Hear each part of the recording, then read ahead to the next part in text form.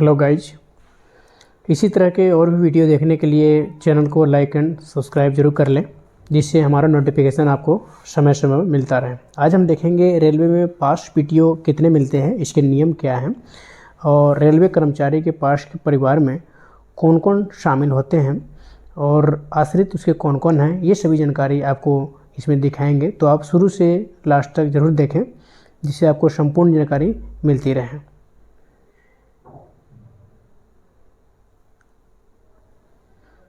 Channel को subscribe जरूर कर लें, जिससे आपको संपूर्ण जानकारी समय समय पर मिलती रहे। आज हम देखेंगे रेलवे सेवक पास नियम। इसमें नियम क्या क्या है, जैसे देखेंगे हम भारतीय रेल पर लागू समस्त कल्याणकारी योजनाओं में से रेलवे कर्मचारियों को पास पीटीओ जारी करना एक पुरानी व महत्वपूर्ण कल्याणकारी योजना है। रेलवे कर्मचारियों को पास पीटीओ जारी करना मुख्यतः रेल सेवक पास नियम 1986 द्वारा अधिशासित है। यह नियम निम्न को छोड़कर सभी कर्मचारियों पर लागू होता है। कुछ कर्मचारी जो होता है उनके पे यह लागू नहीं होता है। तो आइए हम देखते हैं। रेल सेवक पास नियम 1986 जो है प्रशिक्षता अधिनियम के अधीन लगाया किसी प्रशिक्षु को, यानी कोई ट्रेनिंग ले रहा है, जैसे होता है ना ITI करके कोई ट्रेनिंग लेता है मैट्रिक पास पे, तो उसकी ट्रेनिंग पे उस पर नहीं होता है, उस पर लागू नहीं होता है। आकस्मिक कैजुअल लेबर, जो ठेकेदारी लेबर कैजुअल लोग काम कर रहे हैं, उनको नहीं होता है। इन नियमों के अधीन जारी पास पीटीओ की सुविधा के संबंध में सामान्य अथवा विशेष आदेशों के तहत रेल मंत्रालय के प्रशासनिक नियंत्रणाधीन किसी व्यक्ति पर। अब है परिभाषा, यानी कि इन नियमों के में जब तक कि अन्यथा आवश्यक न हो। दत्तक बच्चा, इसमें कौन कौन शामिल है बताते हैं आपको। दत्तक बच्चा से ऐसे व्यक्ति से है जिसे गोद लेने के संतोषप्रद साक्ष्य हो, यानी कि सेटिस्फाइड जो प्रूव हो, यह देखे बिना कि इस प्रकार गोद लिए बच्चे के समय रेल कर्मचारी पर लागू व्यक्तिगत कानून के तहत गोद लिया, यानी कुछ प्रूफ चाहिए, तब आपको दत्तक बच्चा पर भी पास का फायदा मिल सकता है। नेक्स्ट देखेंगे हम।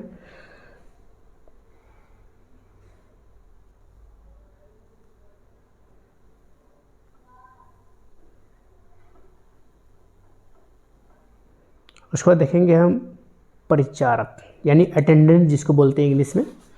परिचारक से आशय ऐसे व्यक्ति से है जिसे किसी रेल कर्मचारी द्वारा अपनी व्यक्तिगत सेवा के लिए वेतन पर पूर्णकालिक नियोजित की, यानी कि अपनी पर्सनल सर्विस के लिए, पर्सनल काम के लिए वो नियोजित किया।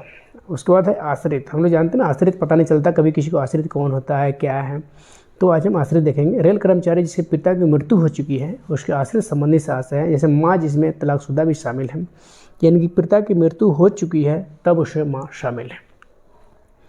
अगर पिता जीवित हैं तो फिर वो आश्रित नहीं कहलाएगा।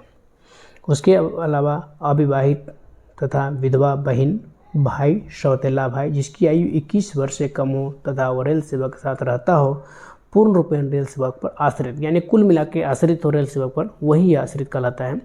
किसी भी उम्र का अशक्त भाई, यानी जो विकलांग हो गया, हाथ पैर कटा हुआ या फिर विकलांग हो गया, वो अशक्त भाई हो गया।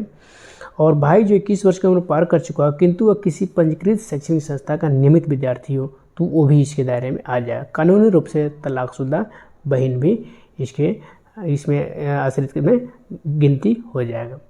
उसके बाद हम विधवा सास। जब विधवा अनुकंपा नियुक्ति पर नियुक्त हुई हो, चाहे उसके पिता जिंदा हो या नहीं, किसी व्यक्ति को आश्रित संबंधी नहीं माना जाएगा यदि उसका पेंशन, महंगाई राहत इत्यादि सभी स्रोतों से आए रेल कर्मचारी के मासिक वेतन से 15% से अधिक हो। यानी रेल कर्मचारी के मासिक वेतन से पेंशन अगर उनकी 15% अधिक हो तो वो आश्रित नहीं माना जाएगा। अथवा 3500 रुपये, ये पुराने नियम है, तब 3500 रुपये की पेंशन पर परिवार पेंशन को दे महंगाई राहत को 3500 रुपये में जोड़ने पर प्राप्त राशि अथवा वेतन का 15% प्लस ग्रेड पे जो भी अधिक हो। यानी कुल मिला के कर्मचारी के पेमेंट से 15% अधिक नहीं होना चाहिए, तो फिर नहीं तो आश्रित रूप में गिनती नहीं किया जाएगा। पिता के 7 साल से लापता रहने की स्थिति में रेल सेवक को दिए जाने वाले पास पीटीओ में आश्रित संबंधी को भी शामिल किया जा सकता है। अगर पिता ये 7 साल से लापता है तो उसमें आश्रित में माँ हो गई, बहन हो गई, विधवा बहन, तलाकशुदा बहन, ये सब इसमें शामिल हो जाएगा। इसमें लेकिन समान परिस्थिति में बहनों को भी पास पीटीओ जारी किया जा सकता है, फिर भी मजिस्ट्रेट द्वारा प्रमाणित शपथ पत्र, यानी कि शपथ पत्र उसको चाहिए जिसमें व्यक्ति के लापता होने की अवधि बताई गई हो, वह आवश्यक है। परिवार में अब शामिल कौन कौन है ये देखेंगे हम। परिवार में शामिल है रेल सेवक का पति पत्नी, चाहे वह कमाती हो या नहीं, दोनों पति पत्नी आ जाएगा। रेल सेवक के पुत्र पुत्रों जो 21 वर्ष की उम्र के नहीं हुए हैं तथा रेल सेवक पर पूर्णतः आश्रित, कंप्लीट डिपेंडेंट है। उसके बाद पुत्र पुत्रों जिन्होंने 21 वर्ष की आयु पूरी कर ली हो तथा वे किसी मान्यता प्राप्त शैक्षणिक संस्थान से नियमित विद्यार्थी हैं, किसी अनुसंधान कार्य में लगे होते, कोई छात्रवृत्ति वृत्तिकार नहीं ले रहे हो, किसी मानद लेखाकार के अधीन आर्टिकल्ड क्लर्क के रूप में कार्यरत हो, रेलवे डॉक्टर द्वारा जारी निर्दिष्ट प्रमाण पत्र के अनुसार अशक्त है, उन सबको परिवार में शामिल किया जा सकता है। नेक्स्ट, अब हम देखेंगे किसी भी उम्र की अविवाहित पुत्रियां चाहे अर्जन करती हों या नहीं, वो भी आ जाएंगे। विधवा पुत्रियां जो रेल कर्मचारी पर आश्रित, कानूनी रूप से तलाकशुदा पुत्रियां जो रेल सेवक पर आश्रित हो। अब है संरक्षक शब्द की यहाँ पर इसके कानूनी अर्थ में व्याख्या करने की आवश्यकता नहीं है। इससे आशय एक प्रौढ़ आश्रित संबंधी अथवा परिवार का एक प्रौढ़ सदस्य यानी कि बूढ़े सदस्य जो होते हैं, वेतन पर रखी गई नर्स, अध्यापिका अथवा परिचारक, ये सब है। जिनमें से कोई उपलब्ध नहीं हो तो संरक्षक के पक्ष में जारी किए जाने वाले पास को महाप्रबंधक यानी कि जीएम अपने निर्णय के अनुसार किसी अन्य व्यक्ति को दे सकते हैं। वेतन, अब है वेतन से आशय किसी रेल कर्मचारी द्वारा मासिक आहरित राशि से है, जो मूल वेतन रनिंग कर्मचारियों के मामले में मूल वेतन प्लस इस पर 30% अथवा समय पर वेतन के रूप में घोषित मूल वेतन है, कोई अन्य प्रतिशत, कोई अन्य वेतन जिसे राष्ट्रपति द्वारा विशेष रूप से वर्गीकृत किया। अब हम पढ़ेंगे कुछ पास कितने टाइप के होते हैं, पास जो है वो पढ़ेंगे कितने टाइप का होता है। आइए देखते हैं। पास के प्रकार, रेल सेवक अथवा उसके परिवार के हकदार सदस्य और आश्रित संबंधी जैसा कि इन नियमों में वर्णित है को निम्नलिखित प्रकार के पास जारी किए जा सकते हैं। ड्यूटी पास होता है। प्रिविलेज पास प्रतिनियुक्ति रहने के दौरान जारी पास सहित होता है। स्कूल पास, पोस्ट रिटायरमेंट पास, कम्प्लीमेंट्री पास को बोला जाता है, उसको मनार्थ पास भी बोल सकते हैं आप। विधवा पास, आवासीय पास, विशेष पास। अब इसमें कौन से पास किस प्रकार का है तो देखें। अब ड्यूटी पास, मुख्यालय से बाहर जाने, जैसे आप हेडक्वार्टर से बाहर जा रहे हैं उसके लिए ड्यूटी पास दिया जाता है, rule number 5। Category CRB all member RB GM other officers who directly reported to railway board, यानी कि जिनकी ग्रेड पे 80,000 जीपी 80,000 75,000 से 500 से 80,000 तक है, उनको गोल्ड पास दिया जाता है for official duty in Indian railway in any class along with family. Next है all officers in HAG higher education group, और ये होता है senior education group, senior administrative grade और हायर एडमिनिस्ट्रेटिव ग्रेड, ये होता है ये higher administrative grade HIGHER higher administrative grade, और ये SAG सीनियर एडमिनिस्ट्रेटिव ग्रेड। तो हायर एडमिनिस्ट्रेटिव ग्रेड का होता है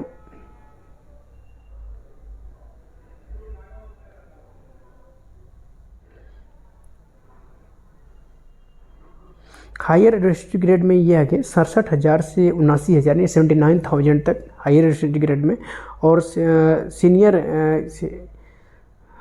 एडमिनिस्ट्रेटिव ग्रेड में आ गए 10,000 ग्रेड जीपी से ऊपर। तो ये इनके पास कैसे सिल्वर पास होते हैं। एलोन इन एनी क्लास, अकेला एनी क्लास में जा सकते हैं, और along with family in any second any class for other first AC, और along with family in first AC on payment of 1/3 difference, यानी कि फर्स्ट AC में वो ऑल फैमिली जा सकते हैं और अकेला कोई भी क्लास में जा सकते हैं। नेक्स्ट है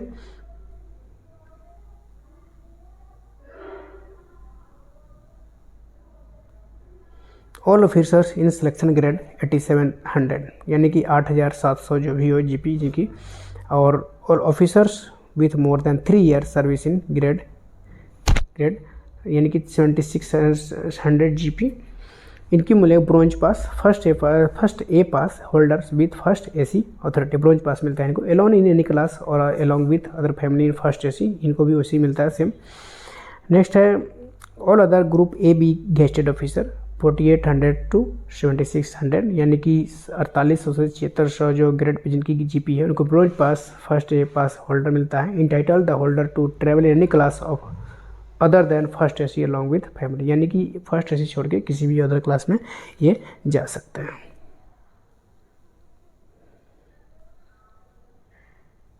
नेक्स्ट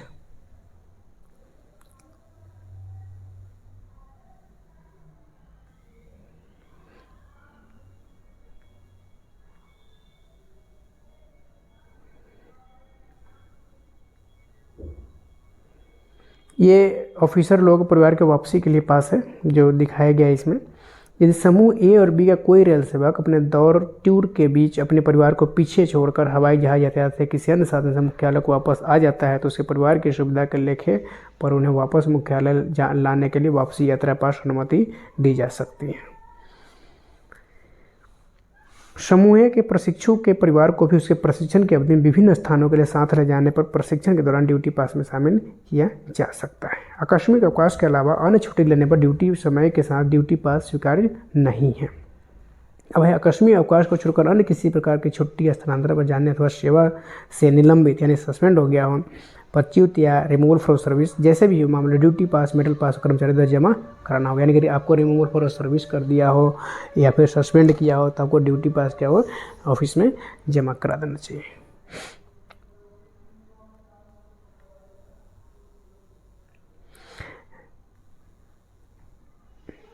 रेल सेवक को यह जिम्मेदारी दी गई को अपना मेटल पास अपना ड्यूटी कार्ड पास जमा कराए अथवा यदि खो गया है तो इस पर लगने वाले जुर्माना सेवानिवृत्ति पर कार्यालय छोड़ने से पहले या अन्य प्रकार से होने पर जमा कराएं।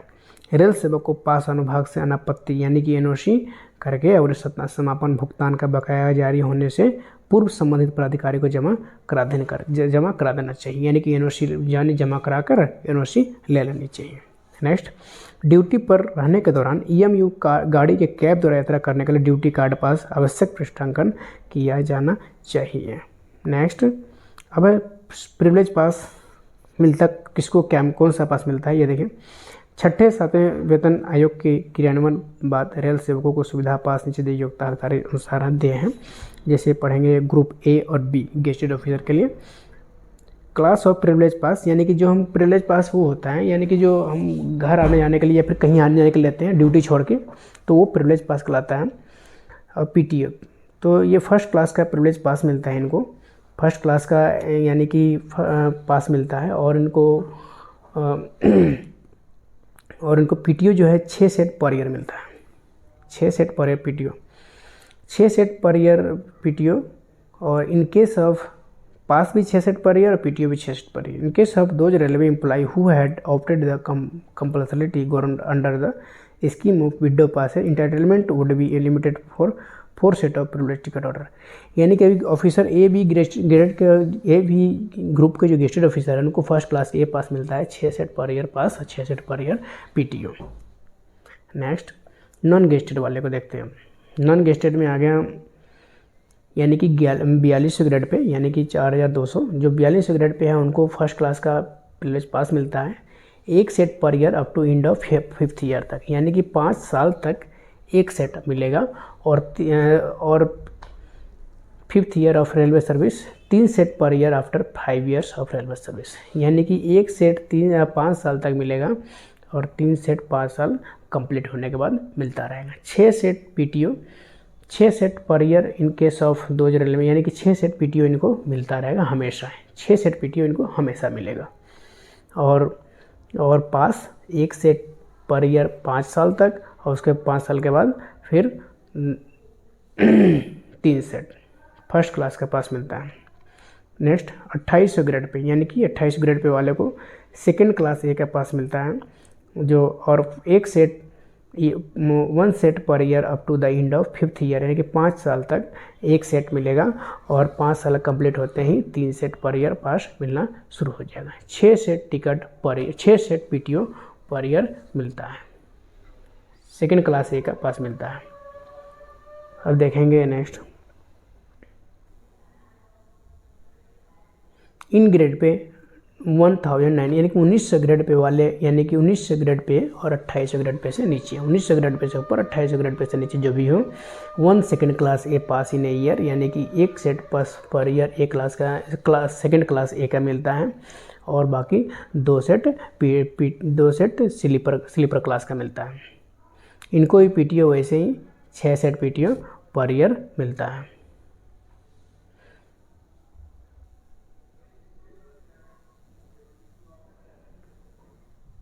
धन्यवाद।